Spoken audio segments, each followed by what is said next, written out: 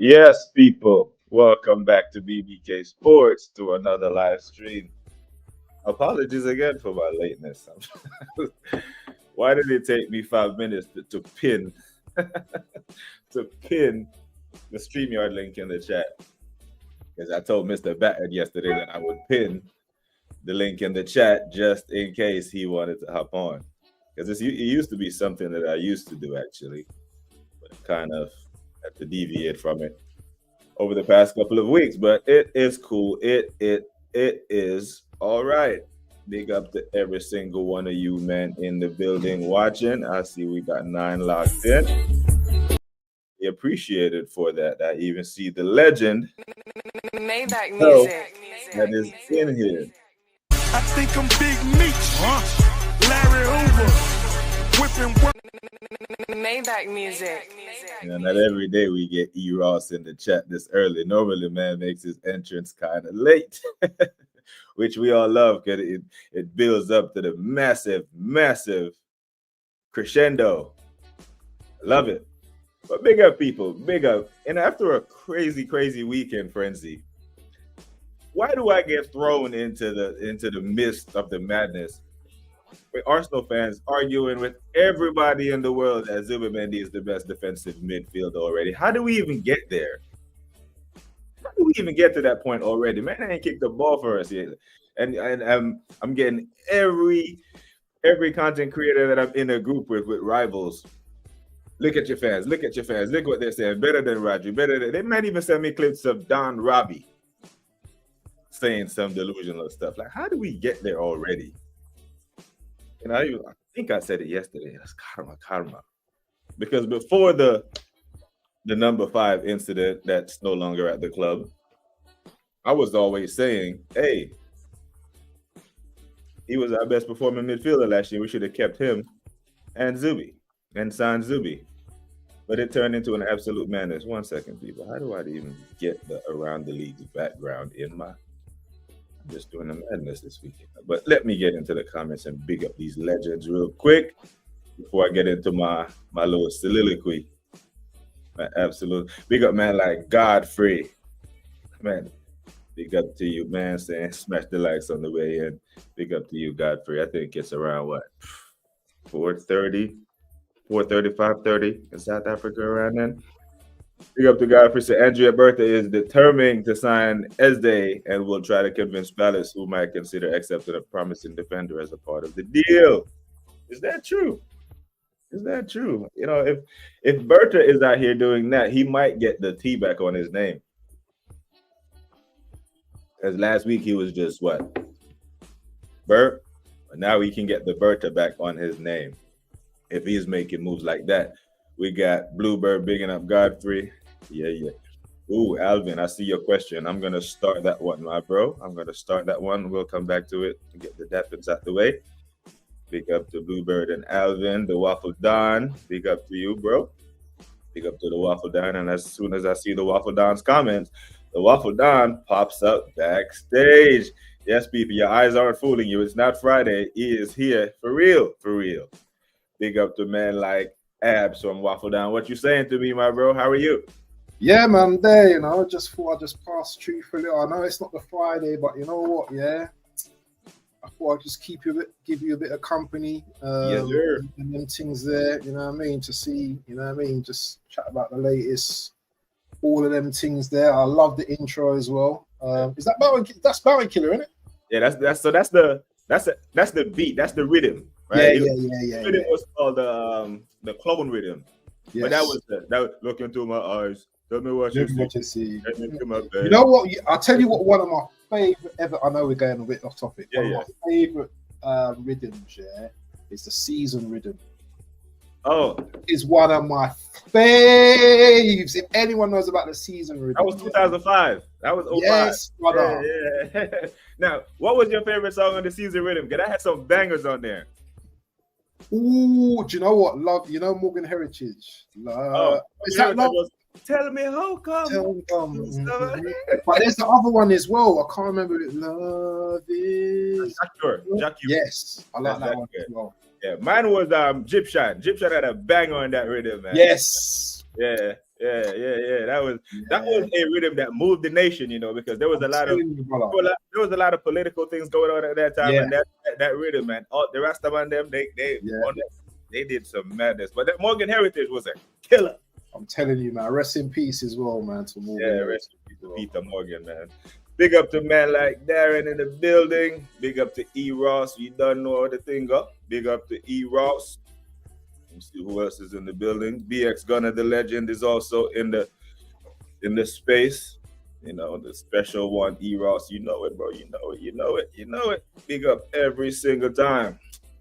Now, bro, yeah, we get into some football. Yeah, man. How do you rate the transfer window so far? Like so far, that's the title of the because I'm seeing like because we were so down, it seems like the gyokeres thing made quite a few of our fans overreact, and I know you see it in spaces of some of our fans overreacting, saying this brings it up to here. Zimmerman is better than this guy, that guy, that guy, that guy. How do you rate the window so far? If it ended today. Boy, we ain't got Gyokeres over the line yet, so let me just remind everyone about that yet. That's not fully over. Out of 10, I'm saying 4, bro. I don't think it's that great yet. I don't think it's that great. There's nothing in this transfer window that's exciting me. The thing about this transfer window that will excite you is where we fill the gaps up top. It's not usually at the back with defenders or defensive midfielders. It's how our attack is going to look. When everyone was looking at City and Liverpool, they're looking at their attack. When they brought in Wirtz, oh my God, people are like, wow, Wirtz, we got Wirtz. When they brought in Marmoush last season, they was like, this is my attack. We've not really bought in anyone yet. Obviously Gyokeres is pending, but I don't want to talk too much. Yeah. So it's not a great window so far. Yeah, it hasn't. And you know what? I don't think we get all the players that we're linked with. I honestly believe this is how our window will end. I think our window will end. Kepa, Norgard, Zubi, that guy you just named. I don't think we get Eze or what? Yeah, I don't think we get Eze or I think we haggle over it. I don't think we get him. The problem is with the Noni deal, is that almost kind of like if we get him over the line, that kind of like ends any chance of getting Rodrigo, in my opinion. Because that 50 million or how many euros or 43 millions, that kind of like takes away from the Rodri deal. The thing that also as well, that we need to consider as well is that even if we was to chuck money at Rodrigo as well, it's not a guarantee that he will come to Arsenal as well. People don't see these sides of things. People think, we're going to chuck money at Rodrigo. Imagine he don't want to come to Arsenal. Yeah, you've seen the article about the 3 other clubs that are linked with him. They actually did an article on FotMob. Yeah, City, is it City, PSG, and Bayern. Yeah. So can you imagine a situation where it's a case of City versus Arsenal bidding for Rodrigo? There's only one team that's coming up on top because Rodrigo's put in Yoku in a spliff straight away. Benching him straight away. So wherever he goes, he's not going to have a problem with benching anyone. Elise, but he plays on the. Does he play on the right or the left? Preferably. Which was his? He plays on the right. He inverts. He's left-footed. So he plays on the right. Yeah. So him and Elise at Bayern, that might be a bit techie. Who starts? Elise or Rodrigo?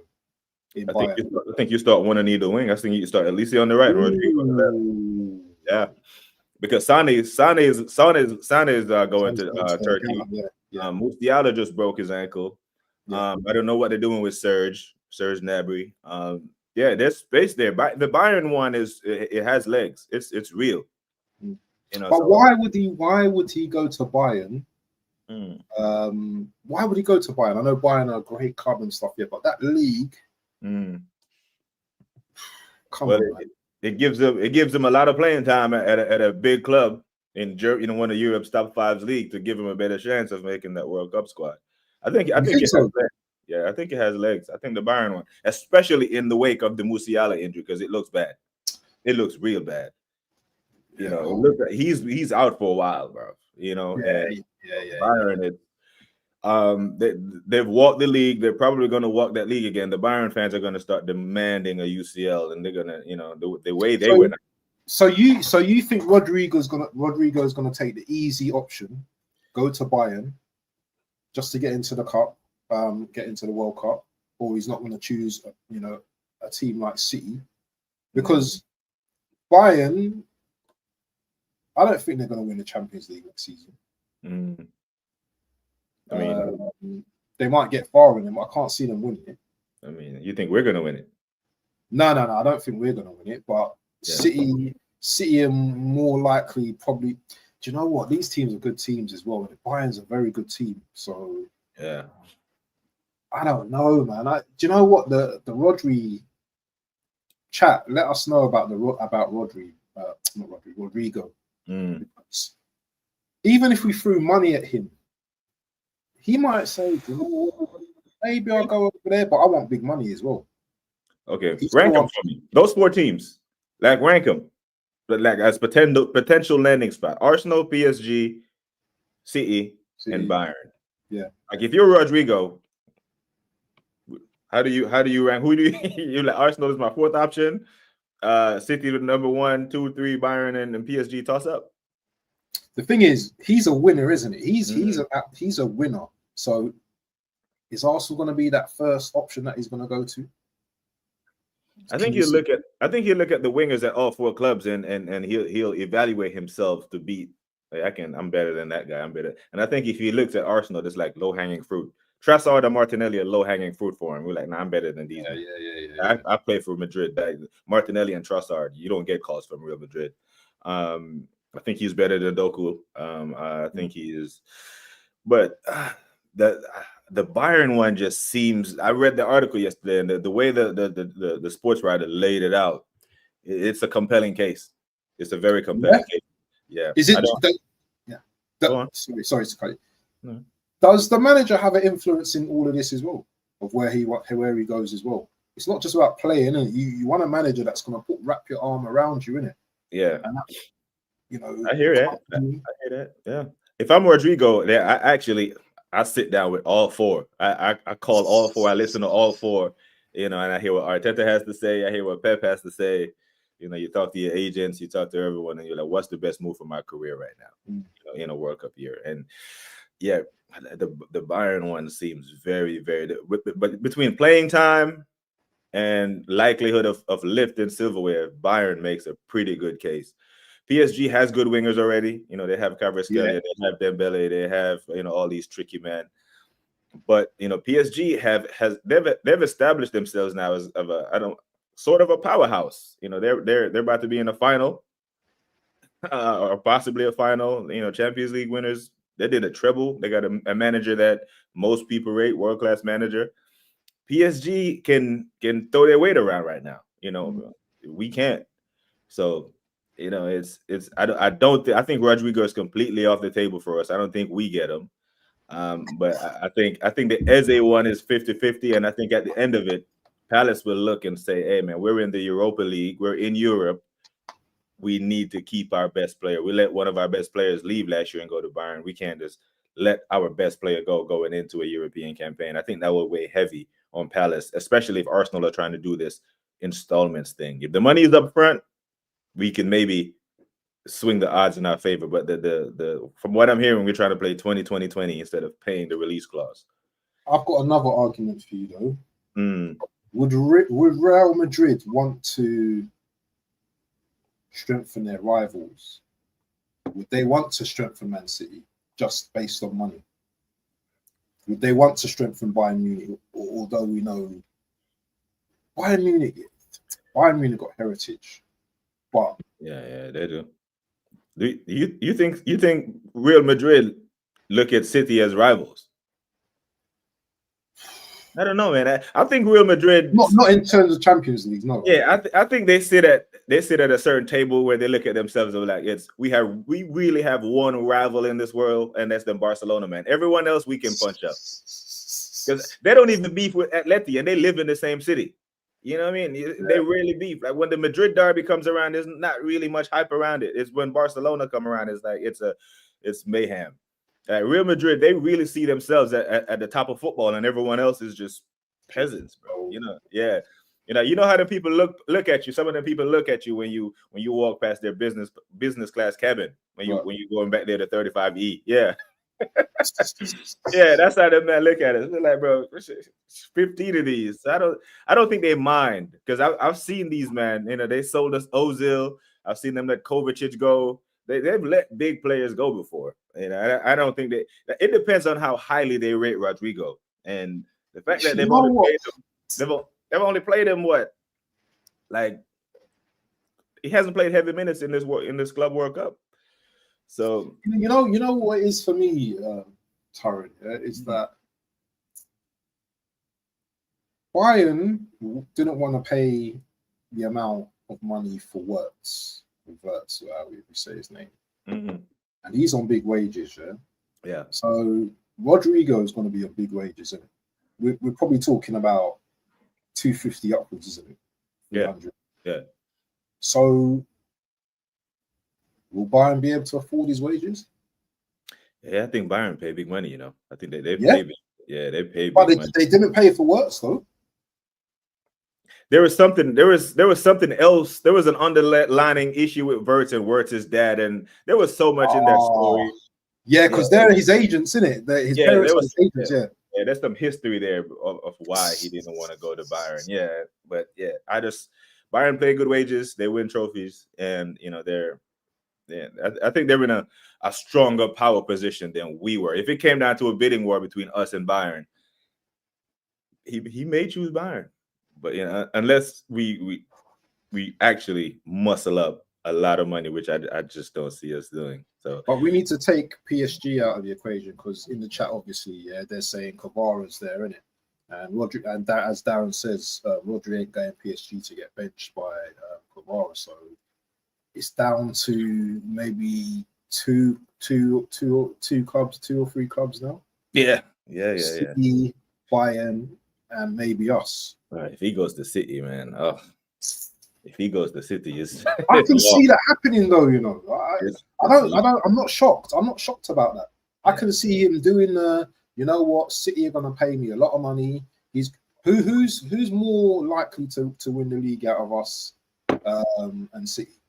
Yeah, it's City, in my opinion. So let me ask you, BBK. Yeah, you're the hottest thing. You're the hottest thing coming out of Real Madrid right now. Yeah. You like Arsenal as a club? Do you know what I'm saying? Yeah, it's got history and all them kind of things. Man City didn't have a great season last season, but you know what? They've been on smoke for the last 4 or 5 seasons. 2 clubs you can get in. You know if you're going to Arsenal first team. You know if you're going to City first team. Who are you choosing? And I don't want a bias answer. I want a real answer from you.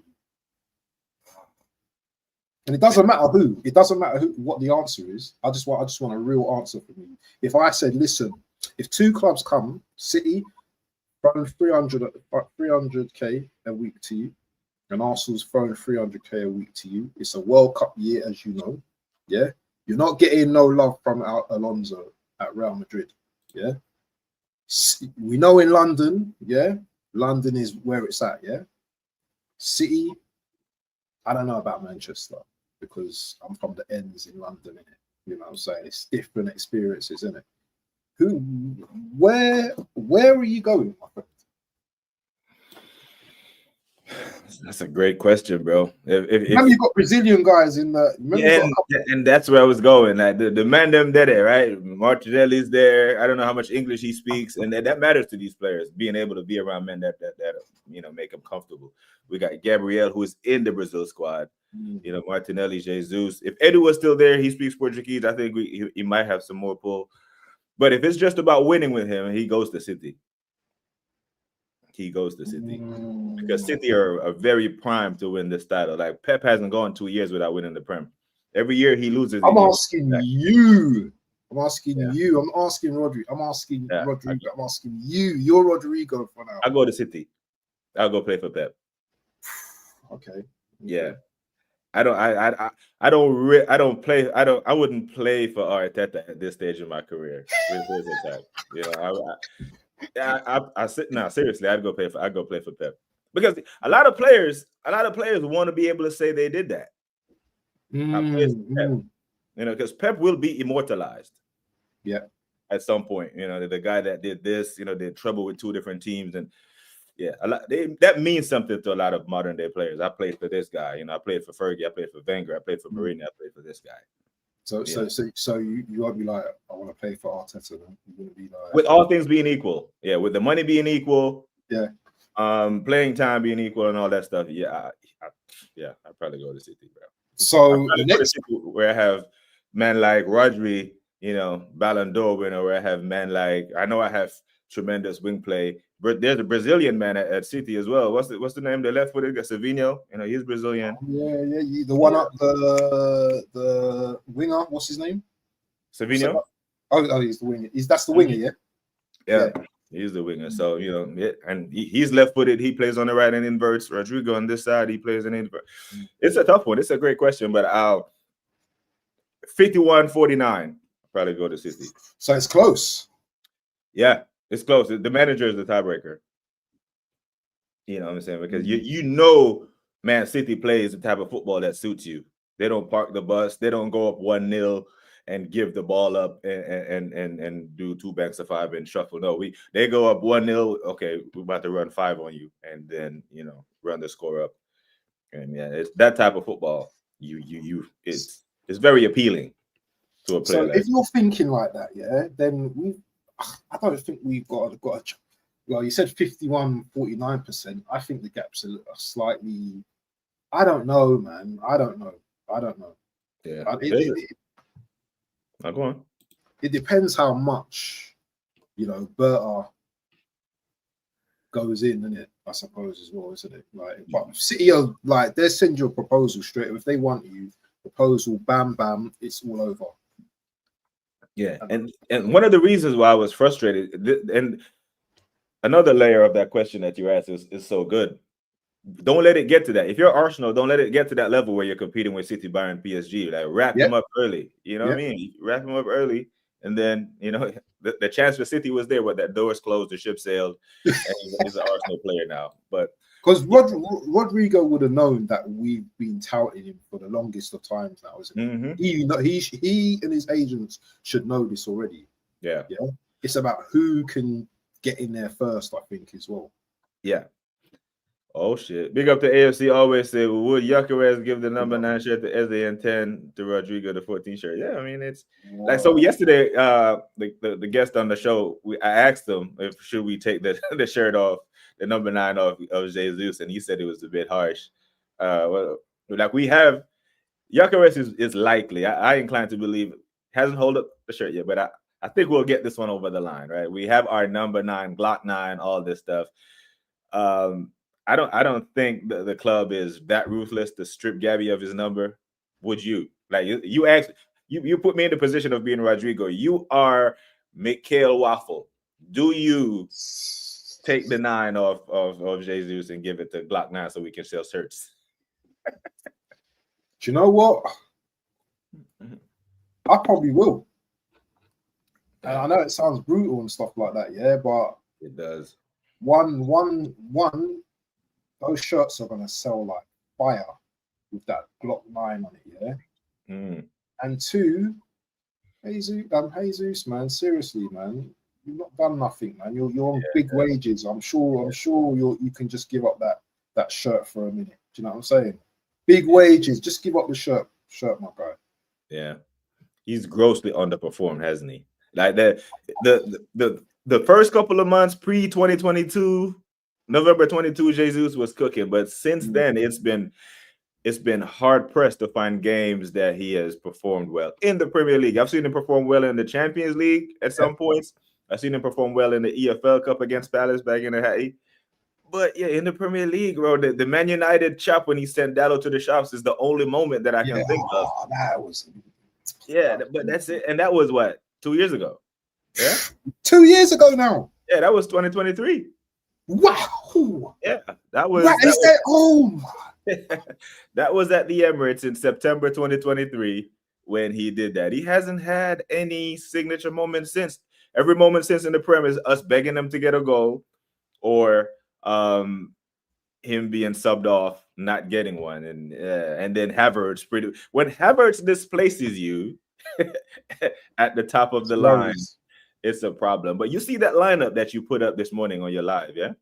Yeah. Do you know what? I kind of like thought to myself, Havertz is going to start. But anyway, go on. No, I think it's spot on though. I think and that's one of the reasons why I think we don't get Eze, or because I think Martinelli will be that left wing. Why you say about Eze, man? You every time you say that Eze, it's like you're stabbing me, bro. Like we don't get Eze. It's like I don't. I'd love it. I'd absolutely love it. I'd be buzzing. Like I think BX Gunner said 6.5 at the top. At the top of the, when I asked, what would we rate the window so far? 6. But I think Eze would take that up to at least an 8. But yeah. Why don't you think we can get Eze though? I don't understand why you don't think. Yeah, I just don't. If you look at the news now, let me see if there's anything on Eze. I think Eze wants to come to us, and the thing is, if he talks to his people and pushes a little bit, then I think we're going for him. I highly think we're going for him. We'll go in for him, but we'll go in for him with 20 million pound installments. And if you're Palace, you want the money up front so you can buy some players going into Europa, because they will be doing Thursday, Sunday. And we have seen Thursday, Sunday hurt teams with bigger squads. We've seen Thursday. But don't they want one of our centre backs as well, though? I think they were talking about centre back going the other way as part of the deal. What centre back? Kivior? Maybe Kivior, yeah. They was talking about a centre back being put into that deal as well. So it has to be Kivior, because we don't have any other centre backs to sell. Has to be. It's true, yeah. There's no one else. Unless we're considering Ben White a centre back, and we can't do that. Yeah, the right back is the only position where we have quality depth. Where I don't feel nervous if we swap 1 and 2, or if we swap Saka in 1 year for certain games, I'm not terribly nervous. But every other position, I'm nervous when we do a like for like. Because if we're getting in Mosquera or whatever his name is, then someone's leaving. So what? Are we leaving ourselves short if we give Kivior to Palace? We do. We would, because even though Kivior, most of the fan base doesn't rate Kivior, when Gabriel went out for those little Champions League runs, I can argue in some games he was better than Saliba. Yeah. Especially at the Bernabeu, because at the Bernabeu it was Saliba that gave away the goal. Yeah, that's true. Yeah, and at the Bernabeu, it was Kivior who headed that ball instead of just heading it into weird space. He headed it directly to Moreno, and Martinelli took off over here where no one's looking, and Moreno played him clean through for the nail on the coffin. So he did play well, and if that, we can put a comp together and a highlight reel and be like, hey, this is what you're getting for those games, and prop him up and get the Eze price down. I'm calm. I would love to have a front line of Gyokeres, Saka, and I don't see the Rodrigo thing, but it might be Nani over there. Like we said last week, that it's going to happen, brother. It's going to happen. And you think Nani's happening? Do you think Nani's happening? Yeah, I thought it was happening last week, and this week it has more legs. It has more legs this week, bro, and it annoyed me to the point where now I'm hearing, where you've heard it too with the whole Ethan thing. But the thing with Nani that really makes me nervous, going into last season and the season before that with Nani and Chelsea's attack, how free flowing it was, and how great Palmer is, and Neto on one wing. How didn't he cook there with all that creativity around him? Why didn't he cook there? How do you score less goals than Martinelli when you had more creativity around you? And I don't want to hear this craziness about he can play on the left. No, he's the right winger. He lines up on the right. On the left side for Chelsea, it's been Modric, it's been Sancho, it's been Nkunku's been over there, it's been Neto over there as well. He's been the primary right winger for Chelsea, and it hasn't worked. You know, so I'm not, but I think it happens. I think it's going to be him, Zubi, Norgard, Kepa, and the center back from Spain. I think that would be our transfer window, and that for me is a 6 at best. At best. But this is the problem again now. So Arteta is creating another Havertz problem with buying money because he's the player that no one wants. It's a player that's taken away from what we could have. You know, we could have had Gyokeres a couple of seasons ago, but we bought Havertz or whoever we wanted, Tony or whenever it was. Bringing in Noni from Chelsea, especially, is taken away from maybe a Eze or maybe a Rodrigo. Oh man! I got a question for you, right? Now, with the Noni, like no one in the fan base wants this. No one in the fan base wants Noni. One, because he's a Chelsea player, and two, he hasn't really cooked there. And thirdly, the price. Yeah. If it wasn't Noni, if it was Yao Felix, would you be okay with it? No. Nah, he's regressed, man. He's regressed. He's regressed to me. Yeah, he's regressed to me. He's not the Yao Felix, man, that was cooking a few seasons ago. Even when he first come to Chelsea, I wanted him back then, but now I did too. I'm not interested, man. I'm not interested in Yao Felix, man. He's 25, you know. He's only 25. Yeah, Felix is only 25. He should be in his prime right now. Yeah, he's had a few injuries though, hasn't he? Yeah, he has had a few injuries, but since Atletico played, and Atletico really don't spend big like that. When they went 120 million euro and whatever it was, and he essentially has turned himself into a lone wolf since then. You know, like how, because for Barcelona, they loaned him to Barcelona, bro. Oh my goodness! But I do remember a lot of Arsenal fans wanted him on loan when he went to Chelsea in 2023. Yeah. So if I was one of them. And right now his market. So if it was okay, these are your options: Nani for 50, Yao Felix for 20 million, because that's his market value right now. What you saying? I'm probably gonna take Felix, you know. But Felix, he's not a left winger though, is he? There he is. And we have building. Gary from Don't Waste the Trip with us. Gary, what you saying, my guy? Hello. You know, I'm listening to you guys going, you're saying probably a lot of things, I'm not saying. So let me join. Let me join. Say what you say. Say what you say. No, I you guys are looking at it from buying side and from City side, and I'm looking at, if you're going to look at it from the Arsenal side, it's got to be something we offer, right? There's got to be something we offer. Like immediately, you're definitely going to start. And as you said, we do have, for Rodrigo, anyways, we're talking about Rodrigo, right? You've got Gabriel, you got Margalez right there, a future teammate or current teammate of him on the Brazil team. So you got that going for you already.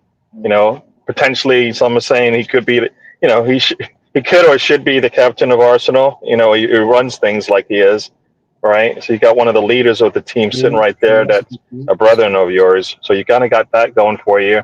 We need that spot just like everybody else does, but we haven't had a player like him in a while. It'd be good to bring him in. So for Rodrigo's purpose, I think, that for me sounds like on the Arsenal side, something that we can definitely bring him in for. For the Eze side, as you said, I don't know why we haven't just finished that thing off. That should have been done already, right? The payment structure thing makes that's been out there for the last 3 or 4 weeks, right? We know it's 20 plus the 8. If Arsenal can't afford that, then I think we got problems, because we paid the Rice deal in a similar fashion, right? And we paid that in, I think, 3 installments. So the money, we're making more money now, so that shouldn't be an issue, getting Eze in the door. And that definitely answers a lot of questions for us. Puts a lot of pressure on players that are here that have been questionable, right? Mhm. And gives us answers if we need him to play left wing, we know we can do it. It's like one of those things like we know and where he can play a right wing, but we feel he's better elsewhere.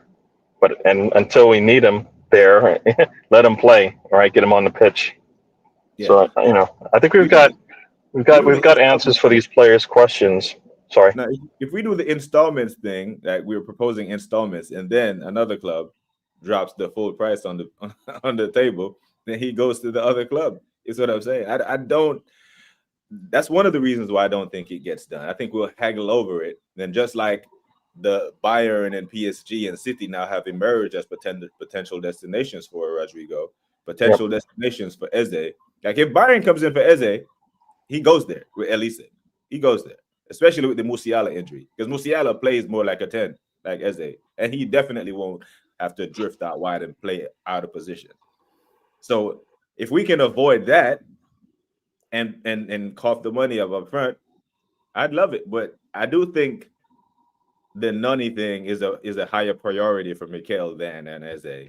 I think that's why I don't think we get him. Yeah, I don't. That doesn't make any sense, right?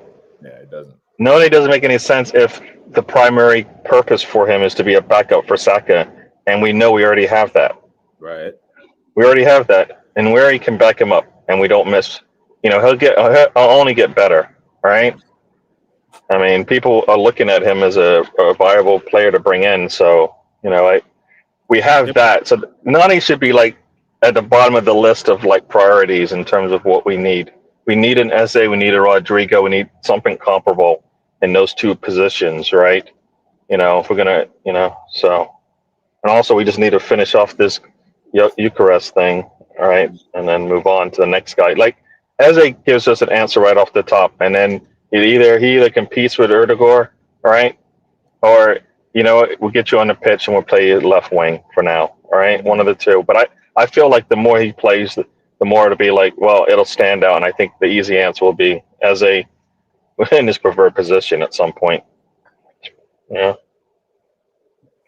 The crazy thing about all of this as well, is that if you can remember a few years ago when we was going crazy over Mudryk, and how much was Mudryk? Mudryk was a lot of money, wasn't he? 80. It was like 80, I thought, right? It's like 80. Like that's 80 is more than anybody we're looking at now. Yeah, and we were ready to throw the money at Mudryk, and Caicedo as well. Why are we not like? Why are we waiting for this guy to finish the tournament? We should be throwing in a bid now, saying, "Listen, we want you now. We want you to come to Arsenal now." The points that you made, Gary, 100%. Brazilian captain there. I wonder if Gabriel has been in his, been talking to him, or Martinelli. You don't know. We don't know what's going on behind the scenes. Now, Gary, you said we have the backup for Saka in our squad. You're speaking of Ethan, right? Yeah, right now. Right. So what do you think about how dare he demand playing time? Yeah. Oh, I don't. You know what? When I hear that, I think people hear he wants to start. I don't think. Thank you. That's what I think people hear. They hear he wants minutes, he wants starts. He's not ready to start anywhere. I don't think there's any team like at an Arsenal and above level that he can go to where he's gonna like. I'm a starter. Day dot. Right. He's got to work up to that. Arsenal has got him to this point. Now, if Arteta did his whole plan of bringing him out when he was 14, 15 years old or whatever, he's got to know that there's a plan for him. And if he doesn't, then that's on Arsenal and Arteta. They screwed that one up. But in reality, if Berta knows his worth and knows the worth of players, this one he's not going anywhere. Yeah, he's not going anywhere. Especially Chelsea. Chelsea would that people come to Arsenal and play better, right? So going to Chelsea and then expecting to get better, that's not going to happen. I don't believe, not yet. We haven't seen it yet, right? They're playing really good now, but they're throwing lots of talent at the wall, and it's sticking right now. All right. At some point, they're going to have to play some football, and people are going to have answers for everything they've got. Will they be able to, overcome. You know, Oh, goodness. So that's what I think, anyways. what I don't like, right, is this narrative that he's demanding more playing time. If he asked, if he goes to the manager and says, before I commit my future to the club, I'd like to get a clarification on my role next season, or I'm gonna. But when the narrative is being ran that he's demanding more minutes, that concerns me. Because, for example, Gary, if you and I tweet these, right? If I tweet, I'm gonna ask my wife to make me a sandwich, and then you tweet, I demand my wife make me a sandwich. We get two different responses on Twitter. I promise you. You will get canceled before close of business today for saying the word demand. You with me? Yeah. Right? So when they run this narrative that he's demanding more minutes, I don't want to hear it. I think the kid is just wants, with all the injuries that you have last year and Odegaard's stinky form, I should have played more. So before I sign a new deal, what is my role in the squad next Yeah. season? This is the same thing we wanted from, if you think about it, it's the same thing we wanted from Shevko last summer. Look, the only person that's taking minutes from you is Havertz. Can you handle that? And we got the answer. No, I don't want to do that. I need some more time to get myself right before I come. Because if you're looking the same way you're looking at, we're looking at Nweri. It's the same way Sesko should have been looking at Arsenal when it's Kai Havertz in front of him. Is there a way for me to get into the squad? And if you're confident in yourself, there is. All right. And where there's minutes for him, it's up to the manager to just give it to him. All right. And if he has questions about it, that's what negotiations are about. Right. The same in negotiations Rodrigo's going to have, Eze's going to have. Like, Eze's going to be like, am I stuck behind Erdegaard and Rodrigo, whoever they bring in? All right. And of course, the answer should be maybe to start, but you have your opportunity to take a spot. Right. Nobody's giving you the spot. You got to go take the spot, regardless, right? I mean, there's few places where like Rice came in. I think showed his worth. All right, we saw like the worth of him coming in. All right, same thing I think for Eze. All right, he looks up there and once again look at Erdegaard, what he did last season, and go, will he get back to form? I don't know, but I'm gonna come in with what I just showed you the last couple of years. Yeah. And we need that. So. No, I think and where he wants to make sure there's a plan for him, and that's coming out as he's demanding minutes, and that's what every player has that same discussion. When it's Arsenal, it comes out as negative, derogatory, and all those types of things. Another player asks the same. I bet you they all ask the same questions. They want to make sure there's a path for them to get on the field. Yeah, I don't like the narrative at all. Big up to Rashid, Arsenal Revolution Salute, TV in the building, people. What's up, bro? How you doing? What you saying? Hey, big up, fellas, man. Big up to the panel. Big up to the chat. I'm good, man. I'm good. Gyokeres is signing. Yeah. It's looking good. Cool. That's cool, man. This comment that's on the screen from Boy 10. What you think? Do you agree that you think Ethan is ready to start? In my opinion, yes. In my opinion, he's better than Odegaard. And I can go as far as talent-wise, he's better than Saka. But if you say that, listen, you can't say that. The second thing, what I said, you can't say that out loud because a lot of people it will be an outroar. But if he's better than Odegaard, yes, he is. And I think the best positions for him is number 10. Problem is that with Arteta is that he's petty. He doesn't believe in sorry. You know when you tell him sorry, he ain't gonna forgive that. He ain't gonna forgive that. Yeah. I mean, Abba came late once, and that's it. He was out of the team. Do you know what I'm saying? I know that when you're late at professional, when you're at that professional, you have to kind of like you either pay a fine or something. Do you know what I'm saying? But to be completely pushed out of the team. But the problem is with Ethan is that's it. In Arteta's head, he's a right wing now. He's not number 10. That's it. He's a right wing. Like Skelly, for example. In my opinion, Skelly's the best midfielder we have. But in his head, he's a left back. He ain't gonna change that. He ain't gonna play him left. He ain't gonna play him left centre mid next season. That's not gonna happen. We all know that Skelly's gonna play left back, and then invert or whatever. Do you know what I'm saying? Invert. So I don't want Ethan. I want Ethan to go on loan. So this is what I want. I want him to go on loan. Do you know what I'm saying? By the end of this season, I believe that Arteta is going to be sacked and he can come back and play that number 10 for us. And we can get like 40 mil or maybe 45 mil for Odegaard and say bye-bye, you know? But but if we're talking about Ethan, man, he you know he's going to be a right wing. And guess what? We're trying to sign a right wing. So he's going to be third choice. And then you're asking the man to sign another deal while you're going out there to sign Madueke. That Ethan is better than Madueke right now. You know what I'm saying? And age is just a number. Age is just a number. Lamine Yamal is one of the best player in the world right now. What is he, 18, 19? Age is just a number. Do you know what I'm saying? He's got the talent there, but he's going to be third choice right wing. Would you take it? Would you take it, BBK? Would you take it, Waffle? Would you take it, guys? Anybody here? Nobody would take that. Come on. And let's be honest. Unless Madueke is going to be signed as a left wing. Do you know what I'm saying? Which I don't want him. I don't want him in the team, but still, man, he's going to be third choice. I don't think Ethan's going to sign that deal, but Yeah. I heard some stories today that he is going to sign that deal and that he's going to stay at Arsenal. But let's see, innit? Let's see. Yeah, with Ethan, what's going to happen is, because I don't think we're getting Rodrigo, and I don't think the Eze deal will fall through, what we'll do is haggle over the Ethan deal, and deadline day he re-signs, and then the fan base will celebrate like it's a new signing. No. I don't know what.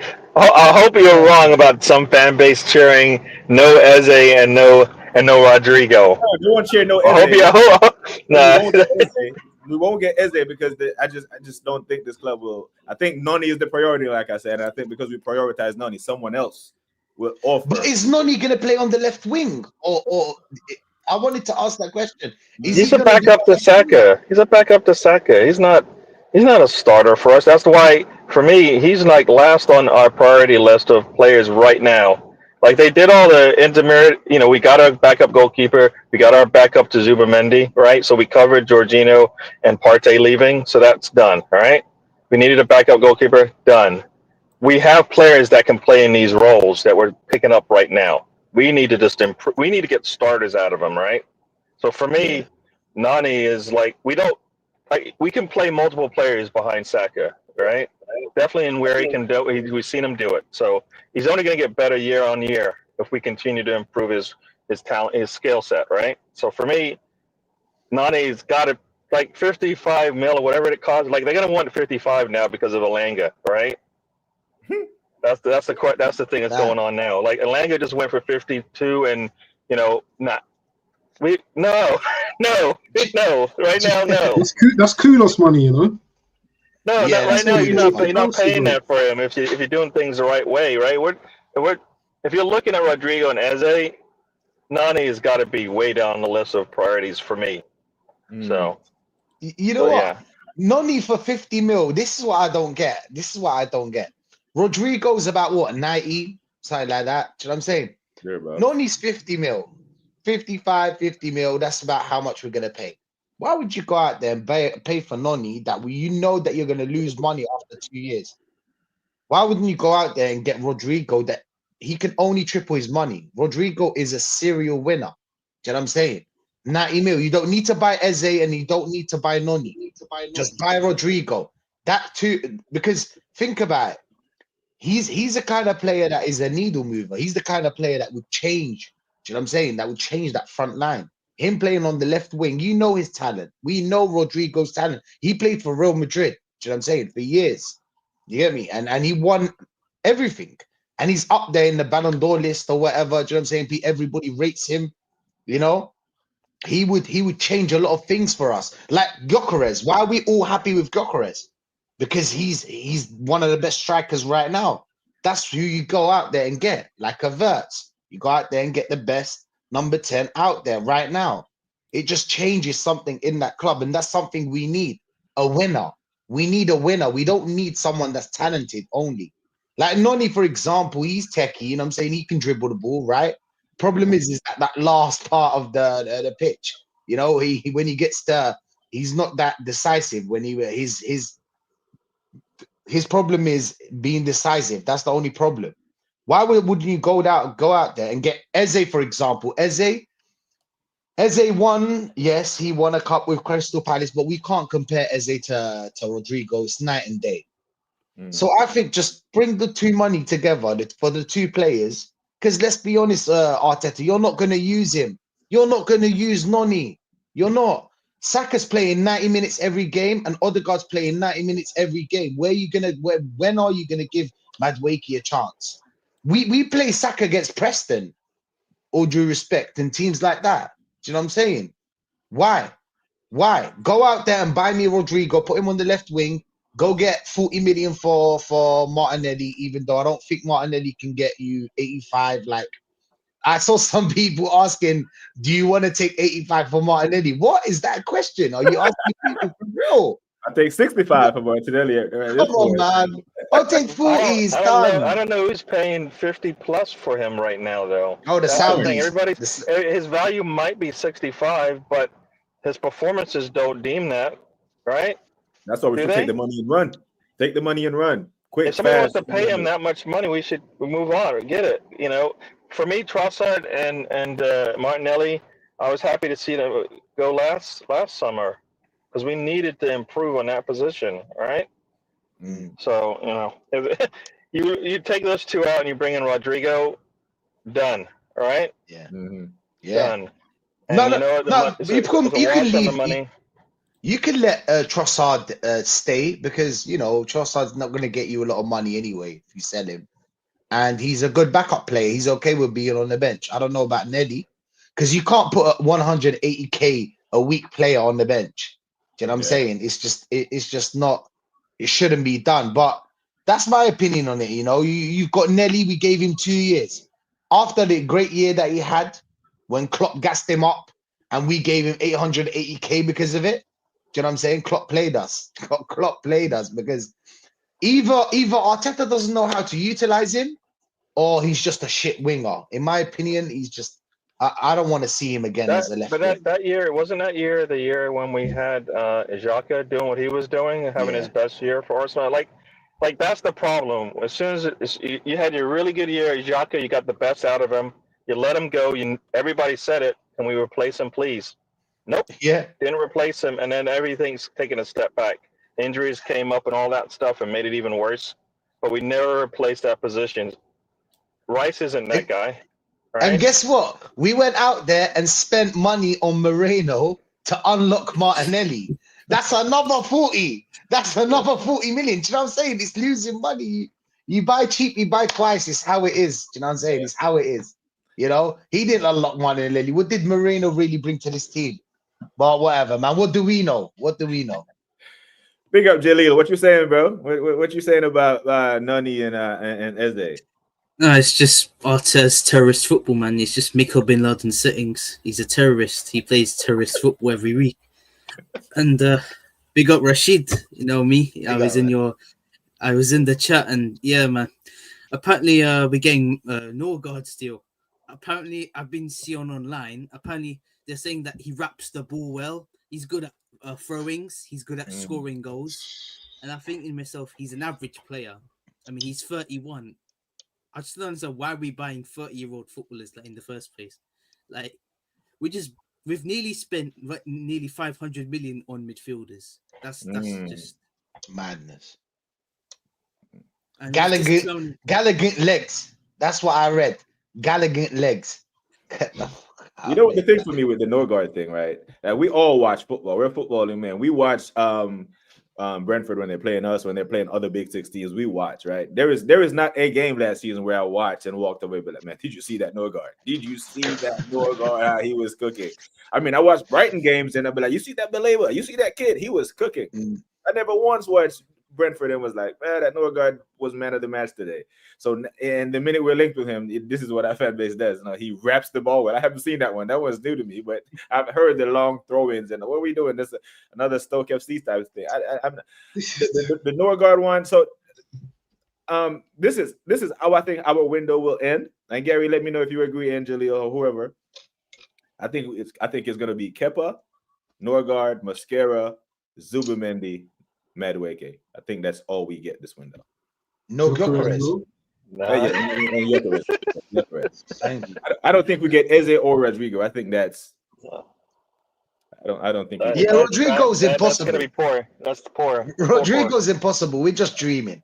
You know, Yeah. I'm dreaming. You know what I'm saying? We dreamt that something will go wrong with that Sesko deal and they'll turn around and go for Gyokeres. And it happened, you know. I pray. But the Norgard deal, you know what the problem is with the Norgard deal is that nothing changed. You know what I'm saying? We bill collector. Yasser just He's a joker. Yes, as a joker. Yeah. Big him up still. Big up to Yasser. Yeah, go on, Rashid. Nothing changed. You know what I'm saying? We bought. So what happened is that let's say Zubimendi for Partey, right? That's what they're making it out to be, innit? Zubimendi for Partey and then Jorginho for Norgard. Nothing changed. You haven't improved anything. We stagnated. We stayed the same. We went into this summer transfer window and we were promised 350 million war chest and that we're going to change this whole team and we're going to go against next season. You'll watch what we'll do in the summer window. There were no players available in January. That's what they told us, isn't it? Then when we came to summer, you go for Norgard. Nobody would ever ask for Norgard. No one. But the problem is that they'll tell you, oh, he's just a backup. Yeah, he's just a backup until someone gets injured. And with this constant pressure that Arteta plays, a lot of players are going to get injured. A lot. And you're not ready for that. And then when we have to play Norgard, what did they have? What did they say? Oh shit, he's not good enough for Arsenal. Well, we told you in the summer, innit? We told you in the summer to do something. Why are we always late? Why are we always late to realize that we fucked up something in the summer? Do you know what I'm saying? That's what bothers me. Thing is that we didn't move. We didn't move. Norgard for Jorginho is debatable. Some people would say Jorginho's better. You know what I'm saying? And I understand why. He is. He's better and he's more accomplished. Jorginho has won things at the highest level of football. Yeah, but he's coming he's on a retirement plan. But also, okay, we weren't gonna get. It doesn't seem like we were gonna be able to keep Partey, right? So to replace Partey, who's better than Zubimendi? I mean, we're okay with that. We're okay with the So that's what I mean. That's not Right. stagnation, then, right? I mean, that's basically we're getting. I mean, it's stagnation in the sense that we didn't get. I don't think there's better than Zubimendi to replace Partey if he's going to be your starter. If you're talking about starters, right? So we needed to do that. That move is a perfect move. The Norgard one, maybe Zubimendi plays more than enough games, and we don't really get to see him unless we're playing teams at his level. To buy right? Norgard. Huh? Because why? We could have just dropped Rice to his original position, and get some proper number 8, which we have. Well, he's not going to do it. Exactly. We already have that. Just put Skelly there. No, why? You want to get a left. You want to get a left back, and then you don't have to worry about that 8 moving. That's what you need.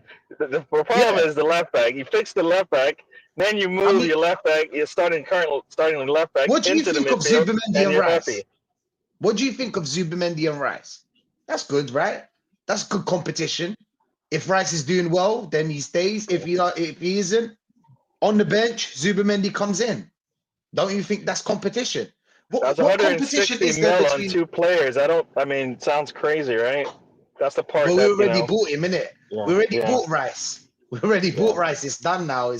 It's done now. And they gave him player of the season. I don't know how. Who picked him as the player of the season? It's definitely Gabriel, man. It's definitely Gabriel. I don't think. They'll tell you. Oh, Gabriel was injured. I told them Partey. Partey was the best. Sorry. How many minutes has Zubimendi played in the Premier League for him to be better than Partey all of a sudden? All right, forget about what's going on in the cases and stuff. Like, we're talking about raw ability. Yeah, when Partey is fit, he's one of the best DMs in the league. People forget it was him and Rodri that they were talking about. Yeah, a few seasons ago. This season, he was magnificent. One more thing as well, yeah. Football's gone backwards, and I know what you guys are going to understand what I mean by this, yeah. For Arsenal to talk about bringing in Eze as a left winger, yeah, I think the game's gone. The game's gone because you bring that guy in as an attacking midfielder.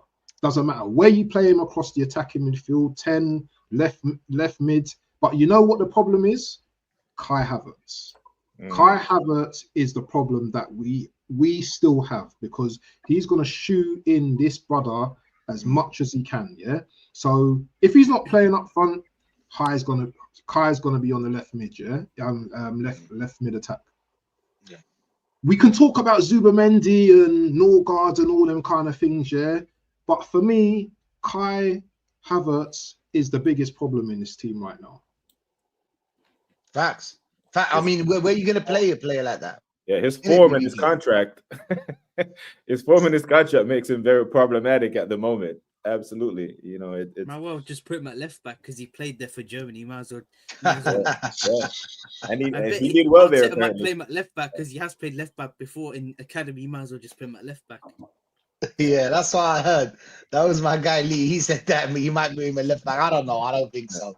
I think Skelly's too good. Skelly's proved to even the fans they love Skelly. So I don't think Skelly's gonna move. But that midfield stinks. It doesn't even if we get Rodrigo and Gyokeres, that midfield's still gonna be a big problem. You know, we haven't. It's a Sociedad midfield. It's a Sociedad midfield. Yeah. Yeah, you know what it is. We you know what our biggest problem last season was? It was the low block and mid block. We haven't solved that yet. We haven't. Nothing's changed in that midfield for it to be able to open up clubs that will just sit back. Leeds are going to sit back. I'm sorry. You need to understand that a team like Leeds have to sit back. That's all they got to go up against a team like us. And I'm just using Leeds as an example. There's many more. Do you know what I'm saying? Many more of the teams. Actually, if you're really going with the numbers, probably you could say what out of 20 teams, like what? Probably 16 of them. Not 16. I'd say 15 of them will probably sit back. What are you gonna do? How are you gonna open the low block with a player like Rice, which is, in my opinion, the biggest problem in that midfield, alongside Odegaard, of course. And when I say he's the biggest problem, it's not that Rice is a shit player or anything. I just think that that's not his place. He can do a job. Obviously, Rice is not going to go tell Arteta, hey, Arteta, I don't want to play because you're going to play me in number 8. He's not going to do that, is he? But, like, he's the biggest problem. This is why we suffered against low block and mid blocks. Do you remember City? Yeah? Remember City when they used to smoke everyone? Don't matter if you play a low block, mid block, high line, they're beating you. Why? They had talent in that midfield to open up. Even if you sit back, they'll open you up. Yep. That's how it is. When you play Liverpool, it's a bit different. Liverpool rely on pace, which we don't have in it, but they rely on pace. So they can open you up with just 1, 2, 3 passes, they're gone. Salah, 20+ goal scorer. We don't have that. We tried sharing the goals around. Remember that one? Sharing the goals around. Didn't go as planned. Yeah, we got some goals, but not good enough. And then the controlled football didn't work as well. Now the defensive football, it's not working. Do you know what I'm saying? Quick question. Go on, Rashid. Yeah? How many times have you seen Arsenal score a goal through the middle? Midfield just doing listen, bust, you know what I mean? We're busting through the middle now and we're scoring goals. It always has to go to the wings. Yeah, Eze is the type of guy that will run through you. Yeah, pause you. He will run through you and do what he has to do. Yeah, we don't have Odegaard. Don't do that kind of thing. And I thought, looking at Odegaard, I don't even see him as a conventional 10 anymore. I see him more as like an attacking 8. That's why the system, kind of Arteta's system, he needs to change something up, bro. Because we can't be going into next season the same mentality and the same kind of like way we play, because teams are going to find us out, man. You know, they're just going to sit behind the ball, let us do what we're doing, side to side, and you know they're gonna be happy with that. Yeah, I think that midfield. Do you know what it is? I think in that midfield, the problem is that we don't have the tech. We don't have a techie player. You need at least in 7 players you have in that midfield, at least 2 of them needs to be techie. 2 of them that you always use in games like Leeds and whatnot. These kind of games, you can't be playing like we used to play. I remember, who did we play? Bournemouth, and we played Moreno, Rice, and Partey. Absolute madness. Do you know what I'm saying? 3 centre DMs or whatever they were playing. Ayala without no seasoning, brother. Do you know what I'm saying? Like it's not. That's the thing. So what we had to do is go to the wings and then start crossing balls aimlessly, which didn't work really because nearly 60% of our games we won through set pieces, probably set pieces. You know what I'm saying? That's what we only done. So you can't really open up a low block and mid block with Rice or Moreno or whoever left the center mid. Hurts, you know, no guard. Zubimendi's similar, slow, not techie. None of those guys really are techie. You know what I'm saying? It's just like he's just Arteta's just brought in Land of the Giants, in it. Do you know what I mean? Physical, tall, big players. Yeah. Do you know what I'm saying? Wimbledon FC settings. That's what it looks like with Saka. Do you know what I mean? Who's got a little bit about him, and maybe Martinelli. We used to give it a Saka and hope. In it. Yeah, we used to just give it a Saka and hope. Yes. But that doesn't work because all we need to do, our teams need to do is just double up on Saka. Just double up on Saka. Now, with Gyokeres, it's going to be different now because if they double up on Gyokeres, then we've got the wingers. But then we've got the left wingers. Wing needs to get sorted, man. I cannot stress this so much. That side is weak and it needs to get sorted, man. I don't want to hear Eze as a left mid, bro. Just bring him in and let Eze do his thing, yeah? That's all I want. Eze is way better than Odegaard, let's be honest. Ethan is way better than Odegaard. They just don't want to admit it. That's all it is. Nobody's talking about Odegaard enough, you know? Nobody's he was great 2 seasons ago. 2 seasons ago. Do you hear that at Real Madrid? Do you hear that? He was great. He's a scared brother. He's I don't want to call him a coward, but he's one of them guys that he goes missing, bro. He goes missing. He gets a little challenge, and that's it. He's out of the game. Easily put him out of the game, easily, and he's our captain as well. That's what Newcastle used to do. I remember. I want to just give this as an example, and I'll end it on this. Do you remember against PSG when we were losing, and then we ran out of ideas? What did we start to do? Long throw-ins, hoof the ball, playing rugby. That tells you all you need to do. All you need to know about that midfield. Yeah. Now it sounds like you men are saying the squad is crying out for Eze, a creative player through the middle. Because if we get an Eze, like you're saying, that when was the last time we scored a goal through the middle? Yeah. If we get Gyokeres making those runs, occupying both center back, and that's what a good number 9 does. He occupies both center backs. Let them keep guessing where you're gonna run, which one that has to mark you. When Eze has that kind of space on the ball. Bro, we think we cook. We'll unlock so many teams playing low blocks that way, with that much quality in the midfield. But right now, our football is very robotic, very predictable. And if you're a defender, one thing you do know that a predictable team is very easy to defend against, especially when you're left creating. Yeah, listen, I'm gonna have to go. Big up, Gary. I'm gonna have to go. But like I said, bringing in Gyokeres, I think that Arteta and the way we play has to change. You bring Gyokeres in, it has to change because he's not Jesus, he's not Kai Havertz, he's definitely not Moreno, right? So everything will have to change there, and to get the best out of your players. Same thing with Zubimendi. You bring him in, he's not Partey, so he's going to do things differently. Everything's going to have to change for the good players that you just brought in. So hopefully Arteta has figured that out or has the answers, and we move on. But thanks for having me on, Tavon, Abs, Brent. Rashid, and everybody in the chat. And I'll talk to you guys later. Have a good day. Big up people. And big up people. We got 23 in the building. Make sure you are subscribing to DWTT. Rashid, you all know Rashid. I think everyone in here is up to Rashid. But big up to the man. And so, gentlemen, let me ask you. I don't think Eze is happening. Most of the chat seems to be 50-50 or leaning towards it's happening. So is Eze, Zubi, and Gyokeres enough? That's a tough question. No. No. Yeah. I don't think they're enough. Oh shit. Big up to the troll. I'm not gonna troll, man. Don't worry. Don't even start, man. We're on a serious conversation right now. Yeah, serious. Is this good enough? And now I'll be real, yeah. And the thing is that if Eze was to play Eze in his right position, yes, but he's not, so it's not good enough. Do you know what I'm saying? And I don't think Eze. I think Eze is better than Martinelli on the left wing. Don't get me wrong. He's still better than Martinelli on the left wing, even though it's not his position, but or his preferred position. I still think he's better than Martinelli on the left wing. Is it a step further? Is it going to take us to the next level? No. That's the thing. That's what I believe. I really do believe a Rodrigo and a Gyokeres will take us to the step further. That's what we need. You know, even with that stale midfield that we have.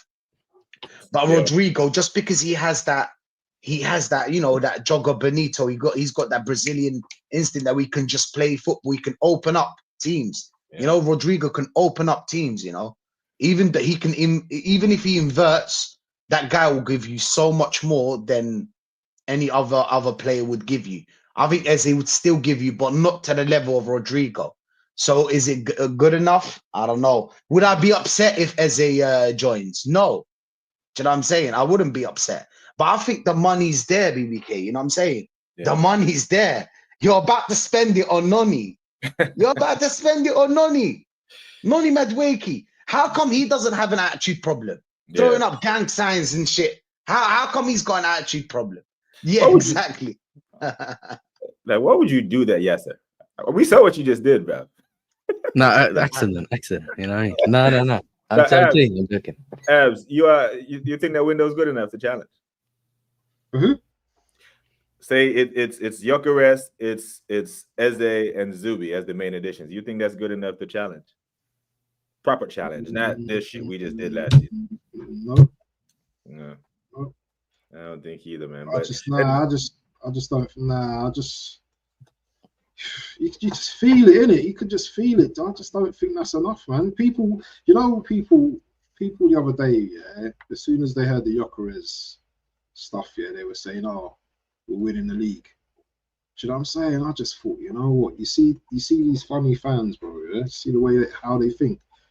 It doesn't work like that, yeah. Do you know what I'm saying? We need Gyokeres. Yes, he's a needle raiser for us, but we still don't know.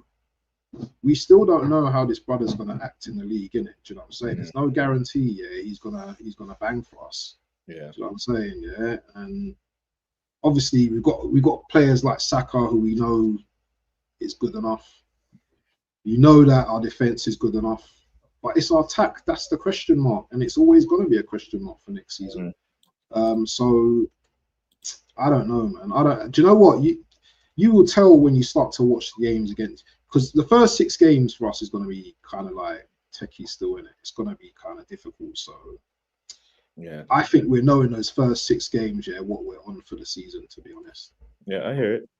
Now the question from the assembly here said, who can't replace Zubimendi? I think it's got to be. I mean, it's going to be Moreno in that 6 if Zubi picks up a knock, isn't it? I mean, there's no other.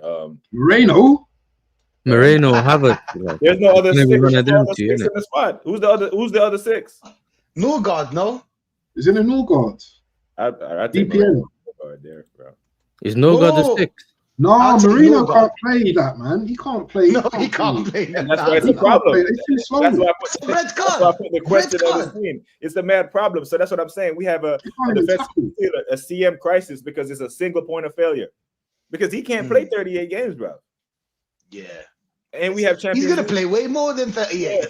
Trust me, he's going to play way more than 38, BBK. Yeah, but yes, this is right. There's no depth. That's the problem, because let's say obviously we know that one of the DMs is gone, but he shouldn't have been leaving regardless, except for obviously the situation that was there. Right. But let's say if that wasn't there, he shouldn't have been leaving regardless, because that's the quality, innit, that you would have had if one of those players are injured that's supposed to be a starter or not. So, but yes, sir. It's Rice. Trolling aside, now real quick, Abs. Like, what's the Chelsea's fan base consensus around Madueke? So, Madueke, we just feel like he can be backup. He just can't be a starter at one of the top 4 teams, innit? Do you rate him though?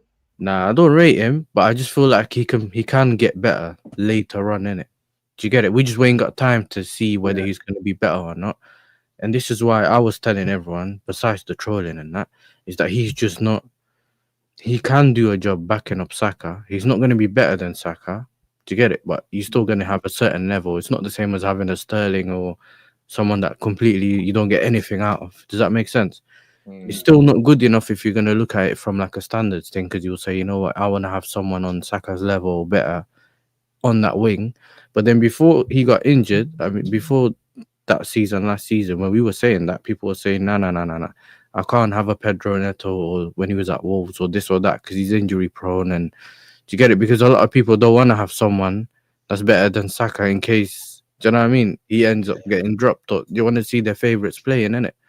So it's just one of those things where maybe you need to get someone less than that then if they don't want someone on his level or better than that. I wanted to ask Yasser a question, yeah? Yeah. Is there a big difference between Gittins and Madueke? I ain't watched Gittins as much to say that, but the way I'm looking at, let's say, our transfer window or some of the players that we're getting is more like I'm looking at them as profiles. What can they add to the team or the system that we play in that can potentially either get the best out of them, which then in turn helps the team. Do you get it? Instead of because you know what, we could have gotten a gyokeres or something, but we've done it before. We spend a lot of money to get a striker. It just doesn't work, not all the time. How about you get the right player that will help you, and then if he suits the system, in turn the player gets his GA and whatever, all the other stuff. Does that make sense? I just don't think with Gittins, I just have to see what he's basically different to we had before. We had the Sancho before. He was more of a link-up player. Do you know what I mean? All that kind of stuff, not really a direct winger. You know, the icy free wingers running down the wing. That's what everyone likes nowadays, isn't it? Yeah. They just want to ice. If he's there, they rate him. Leao, we'll get him. Anyone that just runs down the wing. Obviously, you got the Martinelli. We got someone that has a similar playing style in Gittins. The thing that I like a lot about Gittins, from what I've seen in the clips and that, is that he doesn't hesitate. As in, if he's going to take the shot, he takes the shot. And I think sometimes that's where you waste a lot of time in attacks and get intercepted. Whereas Noni likes to do fake shot. Yeah.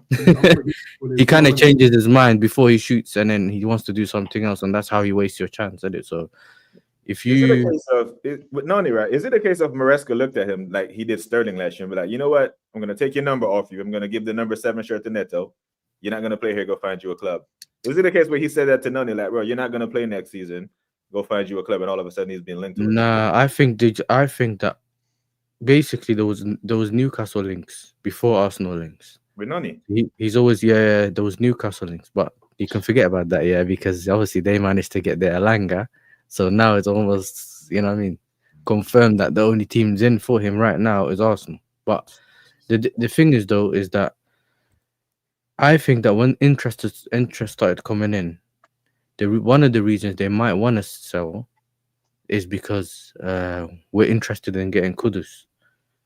So if we get Noni out the door, instead of getting 2 players and then none of them end up, you know what I mean, you have an extra player and the other guy don't leave or whatever, how about we sell him first? And this is why we joke around saying give us the money and that, because we want to go bid for it. But this is the point I'm making, though. If we just don't want to get a Kudus and then Madueke doesn't end up leaving, and then you just have that player lingering around, if that makes sense. So that's why I just think that if an opportunity or a bid comes in, we'll sell. That's how it kind of works. Damn. So Jalil, is that what we're doing? Instead of going out to get Kudus ourselves, we're gonna fund Chelsea to go get him. Get me? Yeah. Isn't he going Tottenham? Isn't Kudus going? No. So basically, what Tottenham done this weird thing where they've been trying to negotiate, but West Ham never wants to sell to Tottenham, innit? Like, imagine David O'Sullivan trying to go in the room and negotiate with Levy. They're gonna add Tottenham tax to it. So let's say they're willing to sell him for 60. If we bid 55, they'll sell him to us, but they won't bid. If Tottenham bid 55, they ain't selling it to them. That's what they do. So what happened is, I think Tottenham put in this weird, you know, those add-ons. Yeah, they tried to say that some of the add-ons are only achievable if Tottenham wins the Premier League and the Champions League and that. Yeah. So obviously, West Ham told them to go away and come back whenever, whatever, innit? So we've always had an interest in Kudus, from what we've heard, and I know some of this is rubbish, like Palmer's friends with Kudus and this guy and that, whatever, yeah. But they done the same with Gittins, where Delap and that contacted him and told him to come. Like, you know what I mean? Where, you know, sometimes your players will call another player and say, yo.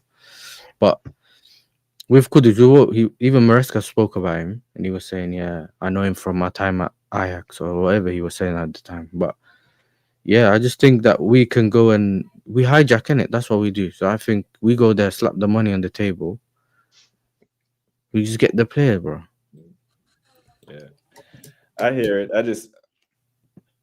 If we're meant to be pushing on to go from second to first, we need to be going to like clubs and taking their best player off of them. Like Man United went to a Wolves and took Cunha, their best player, and looking at Brentford trying to take their best player in Mbeumo. We can't be going to Chelsea trying to take off a man that Enzo Maresca doesn't rate.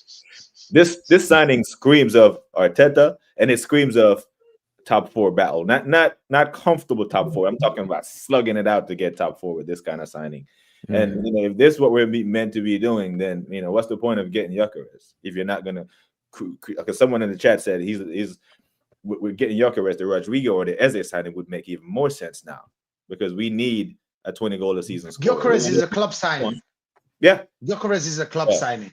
So I need to understand this though, Rashid. Yeah, because I've been hearing this a lot recently. Where when it's a good player, it's Berta signing. When it's a rubbish player, it's Arteta. Yeah, so how do you determine that? Evidence. We have evidence. Thank you. We have evidence. Okay, but I'm trying to understand. I'm not trolling. I'm just trying to understand because I've heard this recently where someone will say when it's a crap player. Do you know why? Do you know why Gyökeres is a better signing? In my opinion, that one we know. The Gyökeres one we know because Sesko we've been Sesko we've been following him for time. Because if you look at Sesko, he's an Arteta project. Arteta loves project, and he wants a Sesko. He doesn't want a Gyökeres. Whereas Berta as a sporting director, he has experience, and Berta wants to go for get the best strikers. He doesn't want Sesko.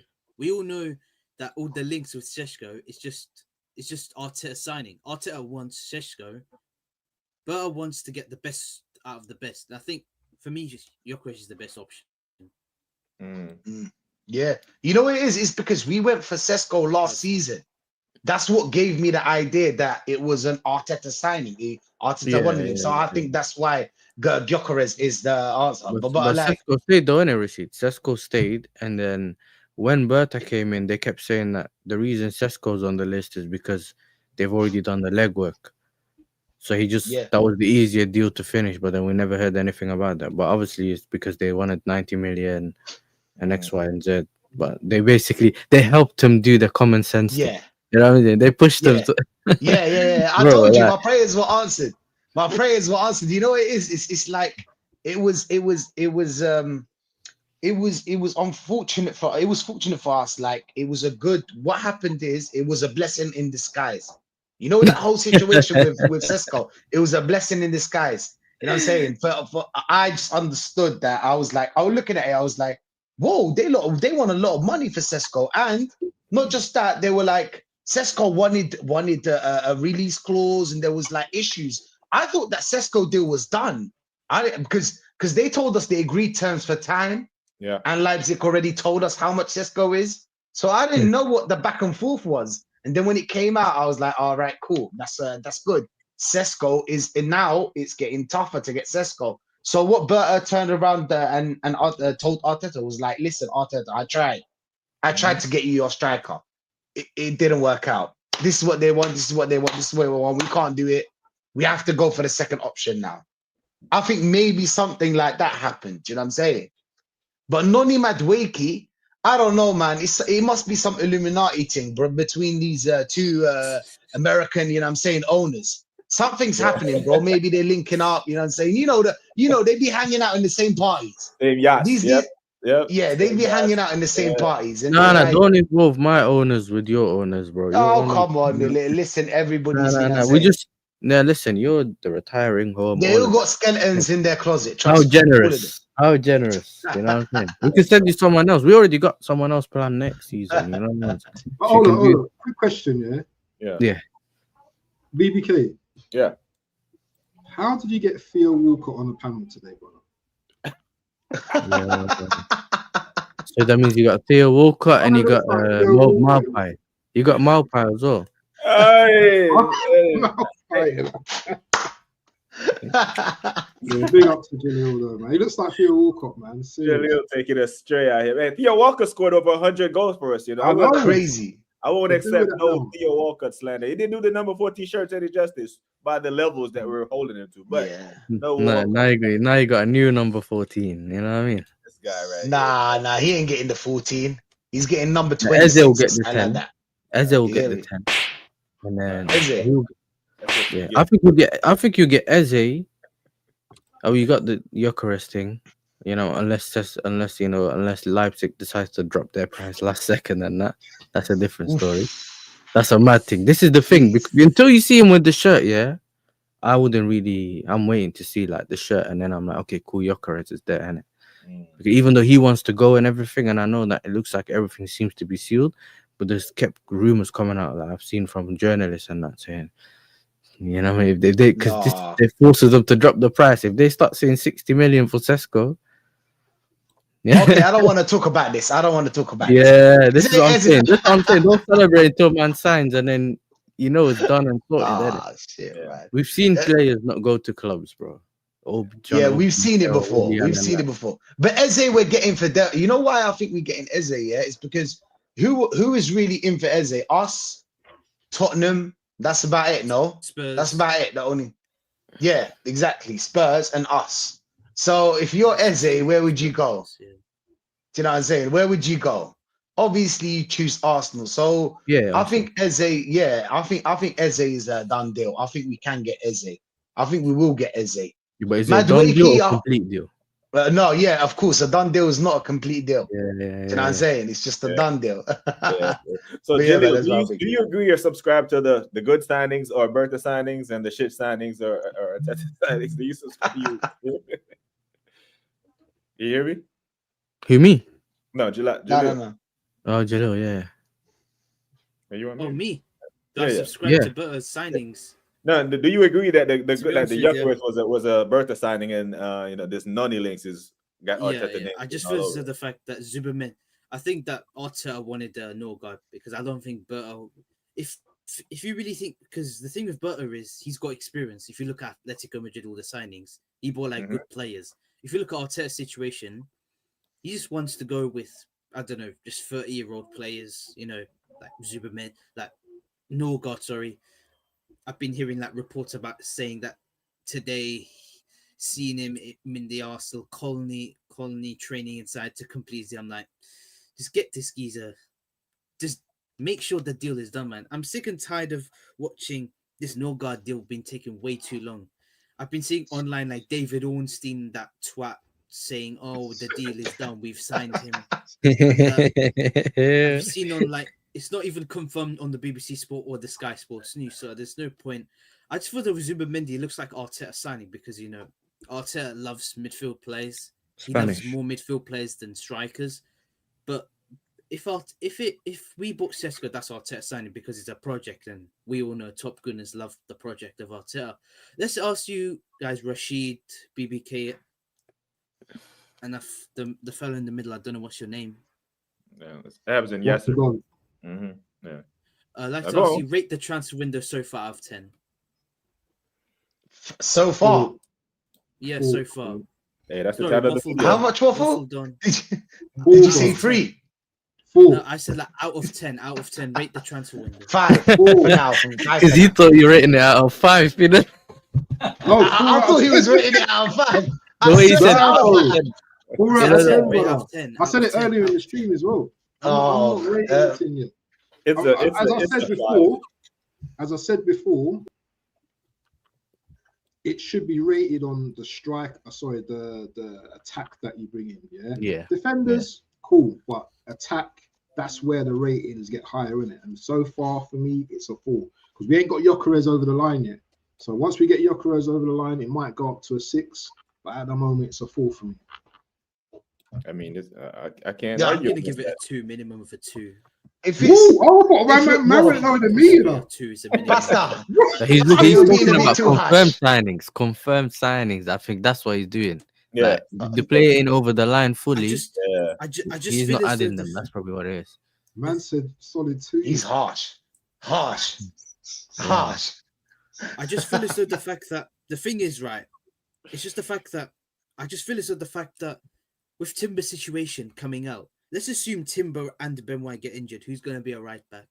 It could be Declan Rice or right back or something like that. But come on, man. It ain't party no more, you know. It ain't party no more to do that job. You know what I'm saying? Yeah, there's nah, no Partey, Zubimendi can because do it. Partey was an emergency right back. Partey was an emergency right back. That was the thing with Arteta, is that Mhm. he used him as Very an good emergency point, right bro. back. Very good point. Who would play right back? But 2 right backs, it's kind of unfortunate. I'll be Christian Yeah. real. Rice. Yeah. Yo, You know? Mosquera, man. Yo, Mosquera would, because Oh, I've seen on the lineups that he plays left centre back and he plays yeah. right back. He's a left-footed though. How is He's he? left-footed though. Yeah, think but Mosquera's then left-footed. How is he Saliba's replacement? Because this is what I've been hearing the whole time. Because Is when it comes Saliba's to the replacement. centre back, He could play on the right as well. yeah, you can play Yeah, on the but right, as in he's he's a predominantly centre played back. left centre back. The whole season. Are you trying to create issues here? I don't understand. What are we trying to do? Yes. No, What are you trying to do? Yes. I've seen from what he done this season, majority of the time he's played left centre Yeah, back, left centre back. Yeah. and he's also played right back. Yeah, But right back not has as he much. played right back? Yeah, a Has he couple played of right times back? he played right back. Then Yeah. there you go. So There he you go. can. But Okay. where I don't get it is how are people saying it's a Saliba replacement? Because that's a backup. How's it a Saliba? Not Because he replacement, can sorry, run backup. fast. That's what it is. Because he's a centre back that can run fast. Therefore, he's a Saliba replacement. Okay, Because some people are saying Saliba he's right footed. Okay, cool, right footed. Is he Yeah, right footed? He's a right Then we're foot good. play left back. Left centre back. Oh, that's good though. That's good. Then. Yeah. We've That's got- not bad. That's calm, then. I'm happy with Mosquera signing, by the way. Do you know why? It's because I want him instead of that Kivio. I don't want Kivio to play ever for this club. Ever. Not to get Also, you any get rid game. of Calafiori. Yeah, have He's shame, injury Rashid. prone. That's the guy you're comparing to my centre back, fam. Yeah, exactly. That makes it even worse. You know what I'm saying? When you look at Kivio when he goes in, don't you feel like he's kind of worried? He's always worried. When you see look at his face, he's always worried. You know what I'm saying? Which worries me. Because So he's not I always think- match fit. Like he's not always match fit because he spends majority of the time on the bench, and then when there's a big situation, man just throws him on, expecting him to be ready. Yeah, he may be like he might be fit in terms of physically, yeah, training and everything, but not match fit because he barely plays, bro. He don't even get microwave minutes or anything. So Yeah, like he even when doesn't, you're innit? playing, yeah, so even when he's playing, he barely plays, and then all of a sudden, Real Madrid come on, jump on, you know? Do you know what I mean? And then he's thinking, right, I got all these players running at me, but I ain't played a couple of games for a while. So that's what happens to some of these players, isn't it? Not everyone's like, you can keep him on the bench for a while and just throw him on and he can adjust to things, innit, to situations. So No, I hear that, bro. But I think that's Mosquera's a good but signing. then you might as well throw the tile in the bin, fam. I can't lie to you. Ask Emery why he does that right back. Yeah, I know, but like, come on, Mosquera's better than Kivio. I know he is, even though I've never watched Mosquera, but I know he is. Straight away, I know he is, man. He's that better than bad. Kivio? Yeah, he's better than Kivio. He's better than Kivio. I thought He's better than was Kivio. decent, Calafiori man. as well. But he's better than Coral, though. As well. Nah. I Yeah, thought he Kivio's came better with than He like- got Colwell. dangerous, you know. Dangerous, bro. What? Yeah. Kivio's better than Colwell. Everybody in the chat panel. Don't you think Kivio's better than Colwell? Cowell without the black spray. I don't know, man. Not with the black spray, bro. I don't think there's much in it between them two, really. Oh, tomato, yeah. Yeah, I I hear think that. it's two cheese. Don't worry, man. We'll send him to you next season, innit? You know what I'm saying? You can have a look on whether he's good enough or not. Yeah. But nah. That- Yeah, I got a question though, yeah. Well, who's this new guy that you know that failed Man United player that's gonna become your coach? Like what's Heinz. yeah, Heinz or something. What's his name? Beans, Like Gabriel Oh, Heinz. apparently he played with Arteta at PSG in their youth days. yeah. So that's another defender you're signing. I mean, because when we were meant to be announcing, Zubimendi and all these other men, we were announcing, an assistant goalkeeper, an assistant coach because Airpod Albert took a job somewhere, or one of his assistant coach. Yeah, I don't. And that's the guy we were talking about, Abs. When you asked me if this guy's gonna come challenge Arteta, I'm like, nah, this is just gonna come hold up the iPad for him and show him, hey, put on another defender. I don't think Arteta is gonna recruit anyone that's gonna challenge him and challenge his authority or make. Yeah, because from what I've seen, yeah, it says that his assistant coach has left to be manager at Parma. But he's bringing this guy in to be part of the coaching staff. Yeah. So he hasn't become his assistant coach. You get it? There's no assistant coach no more. Okay. It's just Everybody's added leaving two Arteta, coaches. man. Everybody's leaving Arteta. They're sick and tired of him. Yeah. Lemons, pickpocketing. You know what I'm saying? Ideas. The only people that trust the process are the players, bro. I can't lie. All the Buying the coaching dog staff, called and win. sporting directors are gone. Yeah, but yes, Buying let's the be dog honest. called If win. you're a player like Moreno, come on, you're more than happy to play for Arsenal. There's With no those other wages. team. Do you know what I'm saying? With those kind of wages. Mm. Come on. Only maybe Saka and Saliba, maybe Skelly, even though Skelly young. The only players that probably go out there and find clubs that are better than Arsenal. Mm. Do you get me? All the other players are not on the level to play for other teams. That's the thing. Back in the day when we had like 2000 to 2003 team, you know that Thierry Henry can go out there and play for any team. You know, Vieira can do that. Bergkamp can do that. Do you know what I'm saying? Campbell can do that. Cole. You know what I'm saying? These players all can go out there and play for top clubs. Right now, we only have like 3 players that can play for top clubs. That's why I'm so happy with the Gyokeres signing, because I know Gyokeres can play for a lot of clubs. It's just that obviously they have strikers and whatnot. But like he can go out there and get games at other clubs. These players are not good enough to play for a top club. Most of them, they're average or just a little bit better than average. You know. Wait, Gabriel, you don't think Gabriel would play for a top club? Yeah, Gabriel probably as well. Yeah, Gabriel probably as well. I've never heard a top club going for Gabriel, but yeah, but Gabriel. Yeah. The thing about Gabriel is that he's just as a pairing, they're very good. Before, obviously, I feel like he's developed and become more reliable and stuff like that over time. Yeah, so you can play him on his own without Saliba, not as much as he did it before. Remember, Saliba was the calm one, yeah, and Gabriel was the one getting red cards and doing all that. But now, obviously, but this is why defense is more based on a structure, innit?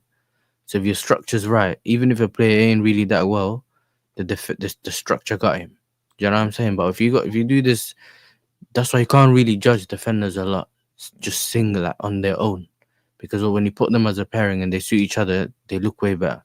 Just in certain situations, you can say, okay, this player can't do this or that, but you see it all the time. If 2 players don't communicate well, they just holograms. Do you know what I mean? Even if it's one guy, you don't communicate well, you can just get bypassed by 1 or 2 passes. So, to be fair to Gabriel, I think he eliminated a lot of the mistakes that he had in his game. Yeah. Now go ahead, Abs. No, I was just about to say the same thing. Like he's matured. Yeah, he's matured quite a lot now. So yeah, he's definitely. I think you can pair Gabriel with anyone in Arsenal now. I think he's that good a defender. I rate him extremely high. Definitely one. Some people are rating him better than Saliba. Yeah.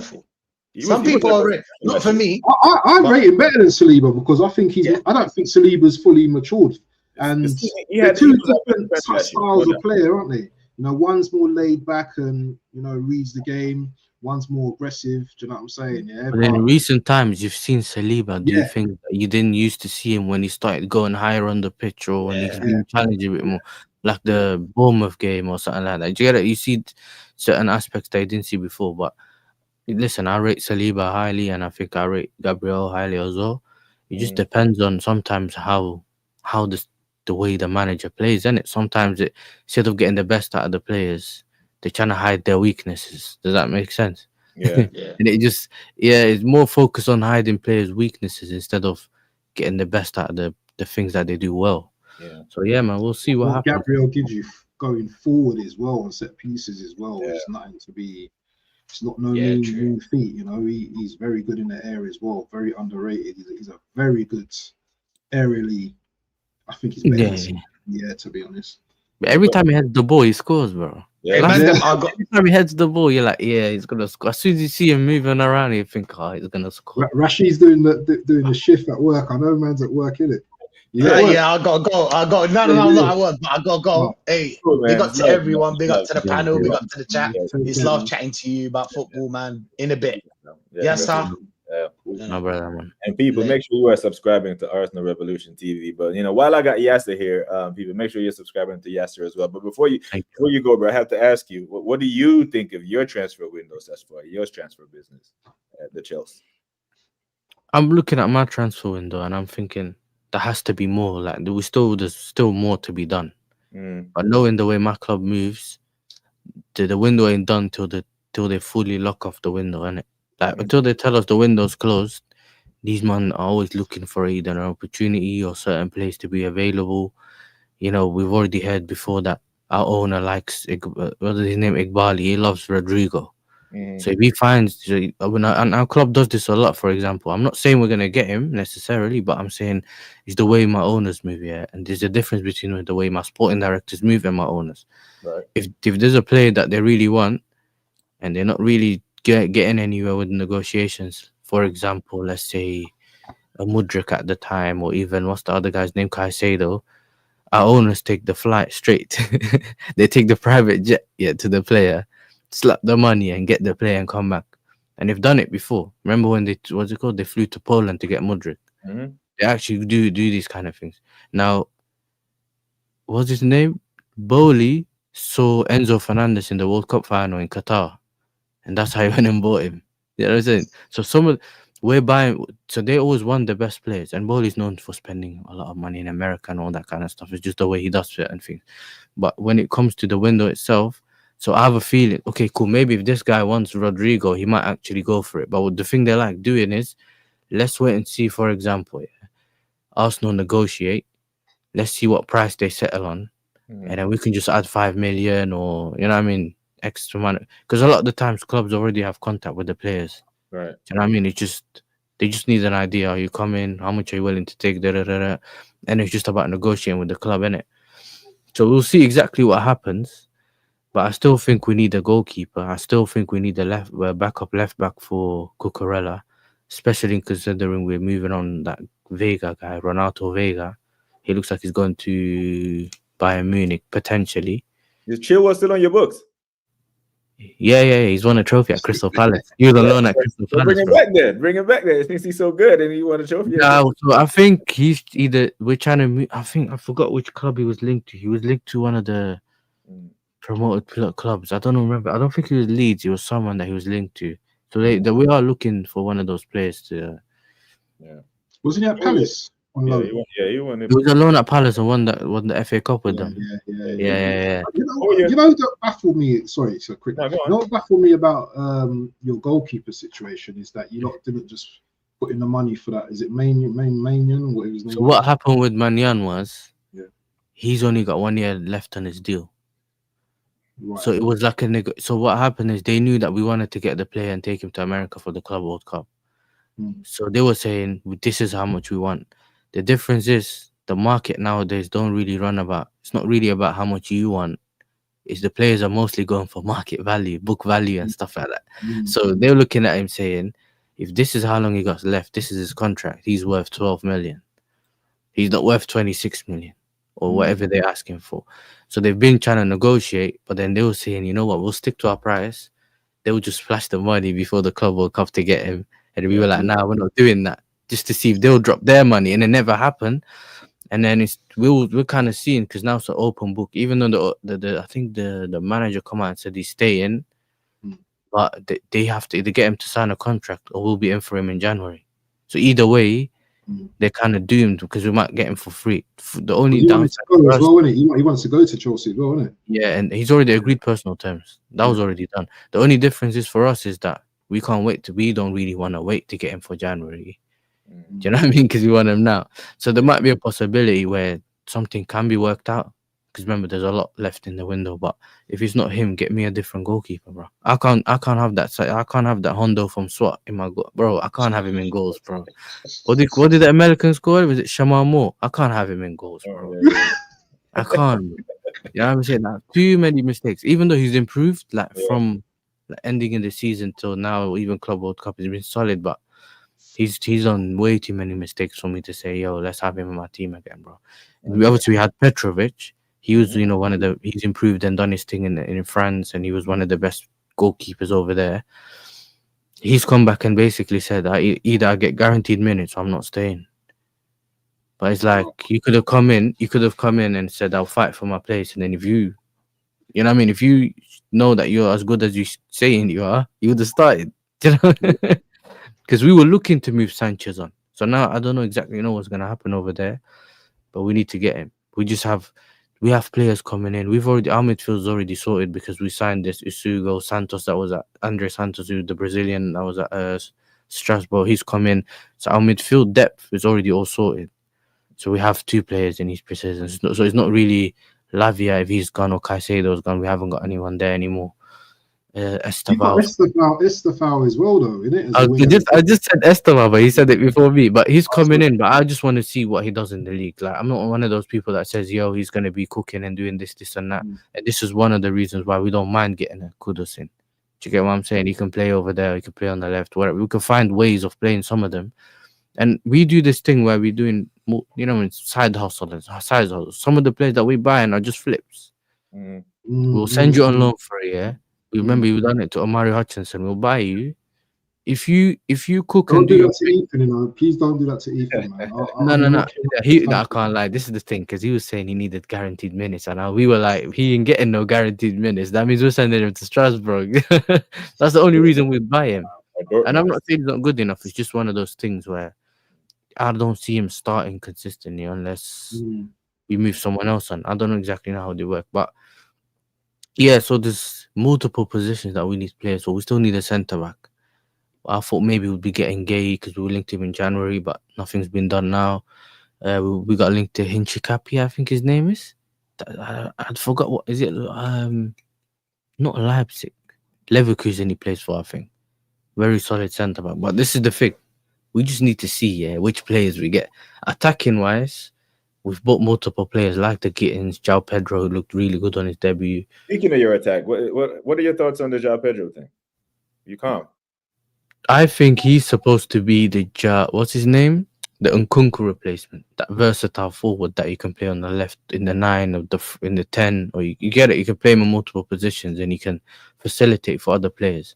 And if I don't expect you to watch the Club World Cup, but if you have in the last game, he was like, bro, he was just running at they were playing a low block, and he just running at them consistently, and he got good feet, and that's sometimes what you need to break down the low block.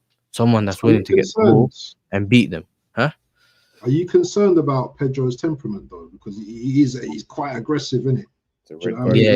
Bro, he was this body and people left, right, center. I think. But we have another problem because the lap does the same, and he's English, isn't it? So he's just. But on the other side though, he was just getting kicked left, right, and center, but nothing was given to him.